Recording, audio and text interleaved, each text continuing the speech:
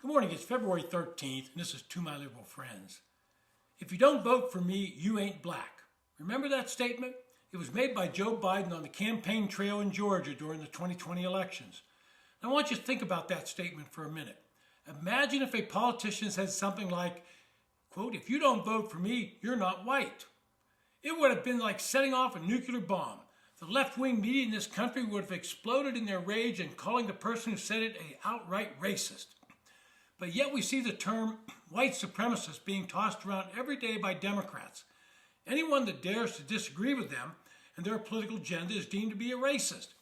We had a classic example in Virginia this past week. Governor Youngkin had nominated a woman, Superna Duda, to serve on the State Board of Education. Ms. Duda is an engineer and has been a strong advocate for STEM education. She has also been actively involved in the admission process of Thomas Jefferson High School for Science and Technology. I'm very familiar with this high school from the 42 years I lived in Northern Virginia. It's considered one of the very top high schools in the nation. It leads the nation in National Merit Scholars just about every year. It's a competitive high school where merit-based admission has been the defining characteristic. My oldest daughter had been accepted to the school in their first class, but she declined, saying she wanted to attend high school with her friends. She'd been going to GT centers all along and finally wanted to go with her neighborhood friends. We allowed her to stay and go to the local high school. TJ, as the high school is called in Northern Virginia, is also one of the schools that has been accused of withholding the notification of students to be awarded the prestigious title of being a National Merit Scholar. And over the years, there's been a controversy brewing about who gets to attend the school. From the beginning, there was an exam that prospective students took, and coupled with their grades from 1 through 8, the student body was selected.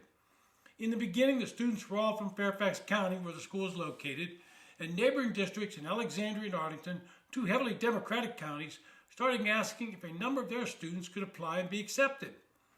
But something started happening that enraged many on the left. The student body started becoming predominantly Asian American. This did not sit right with some white parents, and especially among black parents. They wanted quotas set for racial diversity. No longer would merit be the defining characteristic of the students be admitted. It was to be a form of affirmative action. Gone was the primary purpose of the school in the beginning, where the best and brightest would be awarded spots. Gone was the purpose of creating the next generation of technically skilled students in the sciences and mathematics. Getting back to the nomination of Mrs. Duda, she's a woman that immigrated from India and is now a proud citizen of the United States. She cherishes her new country. But Democrats and liberals recoiled at her nomination to be on the State Board of Education. Democrats say she's unqualified to serve on the board because she has no background in education. Personally, I think that's a qualification. It's a real asset. But then she did something that irked him even more. Mrs. Duda made some controversial remarks by criticizing socialism and defending the Declaration of Independence and the Constitution. And guess which board member was leading the charge to block her nomination? It was none other than Ann Holton. So, who's Ann Holton, you ask? She's the wife of Senator Tim Kaine, a Democratic senator from Virginia. I guess that Senator Kaine and his wife are not fans of the documents written by our founding fathers, many of whom were from Virginia. Mrs. Duda herself lived under socialism in India and knew exactly what she was speaking about. But that would not be enough for the liberals in Virginia. No, they had to tar and feather Mrs. Duda with their go-to label. She was a white supremacist, even though she is a woman of color. When the nomination went to the Virginia legislature, Senator Ghazala Hashimi, a liberal Democrat, introduced an amendment to block her and said she was aligned with, quote, very extreme right-wing white supremacist groups, end quote. Winsome Sears slammed this smear on Twitter, noting that as the state's first black lieutenant governor, she has also been labeled a white supremacist. I think we have to start understanding what the Democrats mean when they say they want diversity. It means they want racial diversity, but uniformity in thought. We all have to think the same or we'll be labeled as racist. What we now see is what Joe Biden's comment was really code for minority people to toe the line of the Democratic Party, or they will be labeled in an unflattering way. Don't believe me? Ask Senator Tim Scott, an African-American Republican senator from South Carolina.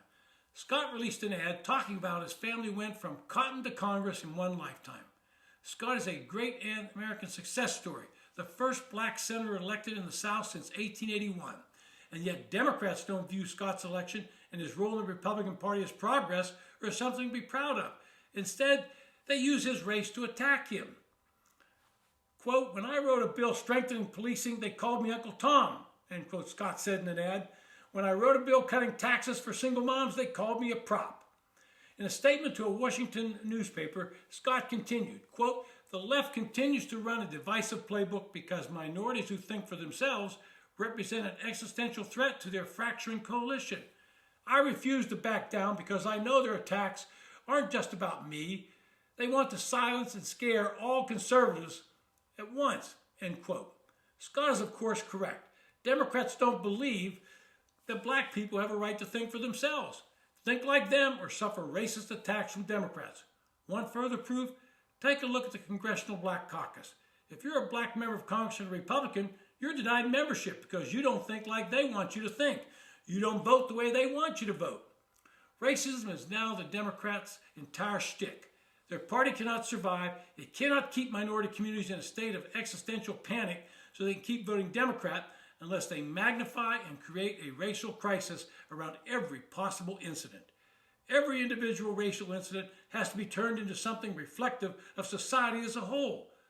Finally, Joe Biden will continue to play the race card every time he thinks it will create an advantage for him. This is the president who in his inaugural address said he wanted to unify the nation, and since then has done nothing but further divide us on every issue possible. This has been To My Liberal Friends. Thanks for listening. If you enjoy the podcast, hit the subscribe button.